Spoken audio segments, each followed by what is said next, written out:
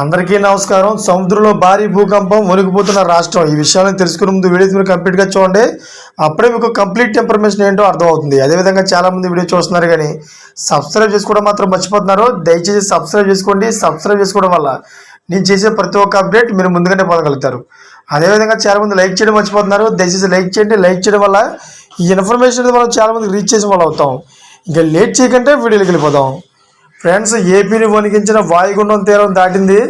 శనివారం అర్ధరాత్రి 12:30 నుంచి 2:30 గంటల మధ్య తీరాన్ని తాకింది. అయితే ఈ శ్రీకాకుళం జిల్లా కళింగపట్నం సమీపంలో తీరాన్ని తాకింది. అనంతరం బలహీనపడింది. అయినప్పటికీ వచ్చే 24 గంటల పాటు రాష్ట్రంలో పలు జిల్లాల్లో భారీ వర్షాలు కురిసే అవకాశం ఉందని భారీ వాతావరణ ఏపీ విపత్తుల నిర్వహణ సంస్థ తెలిపింది. అయితే అటు వాయుగుండం తీరం దాటిన కొన్ని గంటల వ్యవధిలోనే బంగాళాఖాతంలో మరో ఉత్పాతం చోటు చేసుకుంది. పెను భూకంపం సంభవించింది. దీని తీవ్రత రెక్టర్ స్కేలుపై 5.2గా రికార్డ్ అయింది. అయితే 8.27 ఆకాంక్షం 91.67 రేఖాంశం మధ్య ఈ ఉదయం సరిగ్గా 9 గంటల నిమిషాలకు భూమి ప్రకోపించినట్లు నేషనల్ సెస్మాలజీ సెంటర్ వెల్లడించింది. అయితే అండమాన్ నికోబార్ దీవులకు నైరుతి దిశగా 158 కిలోమీటర్లు, పోర్ట్ బ్లేర్కు 395 కిలోమీటర్ల దూరంలో బంగాళాఖాతం భూకంపం సంభవించింది.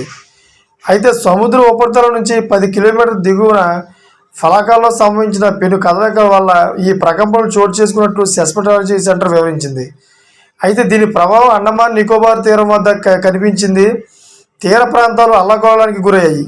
అలలు పోటెత్తాయి. ముందు జాగ్రత్త చర్యగా తీర ప్రాంతాలను అధికారులు ఖాళీ చేయించారు. అయితే సునామీ వచ్చిననే భయాందోళనలు వ్యక్తమయ్యాయి. కానీ అలాంటి హెచ్చరికలు ఏమీ జారీ లేదు. అయితే ఇప్పటికే బంగాళాఖాతంలో ఏర్పడిన వాయుగుండం ప్రభావంతో ఏపీలో అతి భారీ వర్షాలు పడుతున్నాయి. ప్రత్యేకించి కృష్ణా, గుంటూరును ముంచెత్తాయి. రాజధాని అమరావతి ప్రాంతం మొత్తం ముంచేసింది. అయితే చెరువులు తలపిస్తోంది. విజయవాడలో వరద విలయ తాండవం చేసింది. అనేక ప్రాంతాలు నీట మునిగాయి. చూసారు ఫ్రెండ్స్, ఇటువంటి లేటెస్ట్ అప్డేట్స్ కోసం ఛానల్ సబ్స్క్రైబ్ చేసుకోండి. అదేవిధంగా గంట బెల్ ఆన్లో పెట్టుకోండి. నేను చేసే ప్రతి ఒక్క అప్డేట్ మీరు ముందుగానే పొందగలుగుతారు.